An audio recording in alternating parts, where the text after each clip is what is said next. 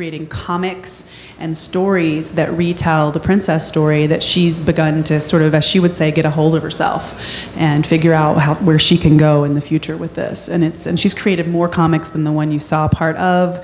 It's sort of her full-time artistic hobby right now, is reworking and revising what it means to be a woman in this culture, especially as told in fairy tales. So, also, her full comic is in Claro. Yeah, you can see the entire thing in the print edition. By the way, Lauren's also the assistant editor of Claro, so she helped put this thing together. So yeah, over to you guys.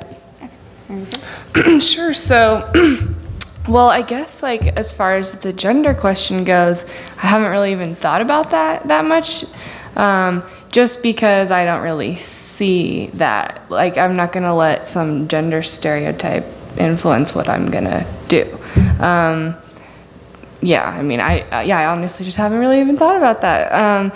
And then as far as my dream, is that what you're asking? Your happily ever after. My happily ever after. So it's kind of weird because I love art and that's what I love the most.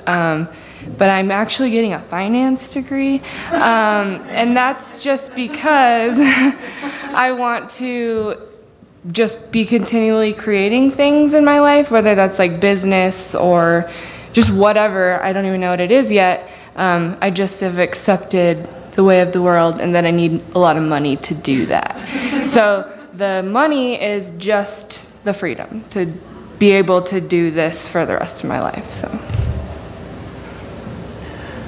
Okay, so gender is a complicated subject for me.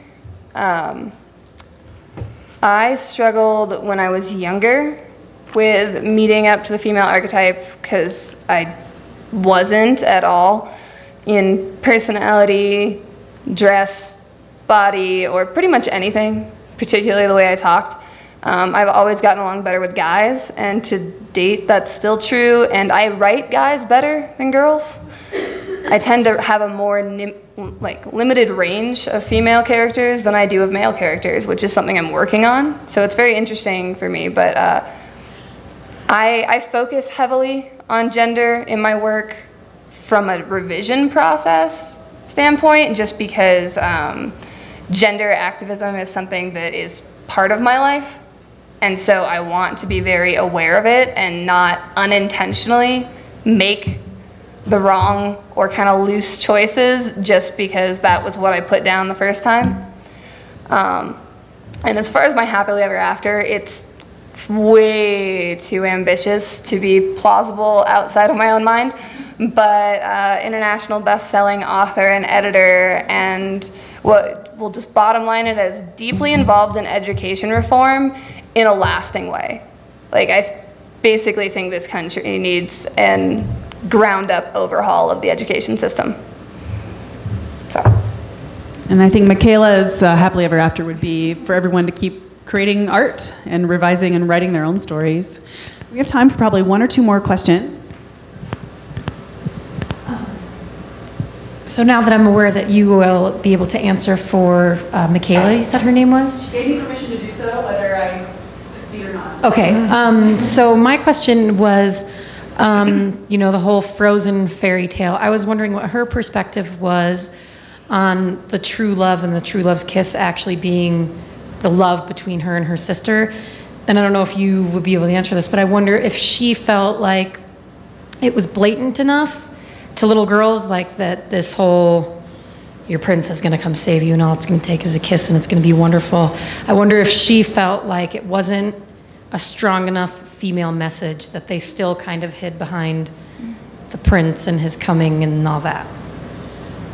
So I have two responses to that. The first response is that her essay covers that in much more depth. So if you pick up the book, you read the book. Remember those Time Life books? And it was, yeah, the ads for those. Read the book. But it does answer that exact question. And I think she was not happy with that portrayal, and she explains why in the essay. But the other thing I can mention that's related to your question is she was really unhappy. A lot of people hold up Shrek as a good answer to some of what you were asking or addressing, because the princess stays an ogre, right? And that seems like a really radical revision. But then her thought there was, yes, but then the ogre can only get the ogre. You know, that there's still this class system involved in beauty, and that like deserves like, or something like that. So I think that's part part of how that, but again, read the entire essay. I mean, I encourage you, any of the talks that you attended today, to please attend to the longer format of them in the journal. Okay, we have time for one more question. It's a question for Sydney. Sydney, when you and I talked about you preparing for this today, we talked, you no longer liked the wee video you created, or there were things that were bothering that about you. So could you maybe share for those of us who would like to be more creative, how you grew and changed, and kind of, without getting too personal, your reasons for not liking what you did before and how you grew from that, what you learned from that?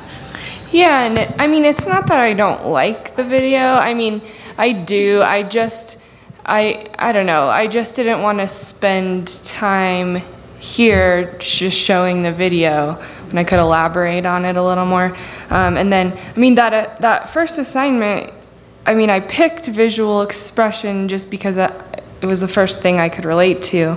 But since then, I've just tried to kind of get a little bit deeper in with that. So that's why I wrote my second paper on a similar subject.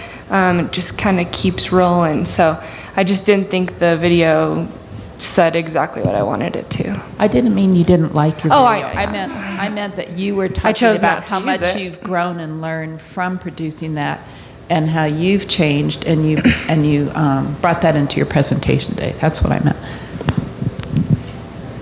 Oh, was there a question in there? I'm sorry. Just clarification, I think.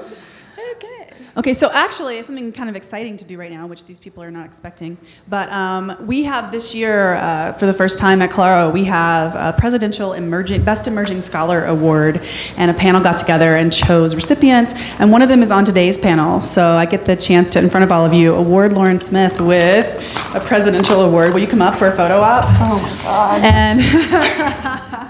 And so I know you have the flu, so don't give me the flu. But I do want to give you this award. And this is, again, it's the Best Emerging Scholar Presidential Award for scholarship delivered at Red Talks. And it is good for a free class here at Red Rocks. And you're trying not to take classes in the fall, finally. So the universe is trying to talk you out of that plan, maybe. But don't listen to it. Take some time off. But there you go. Thank you so much for having me.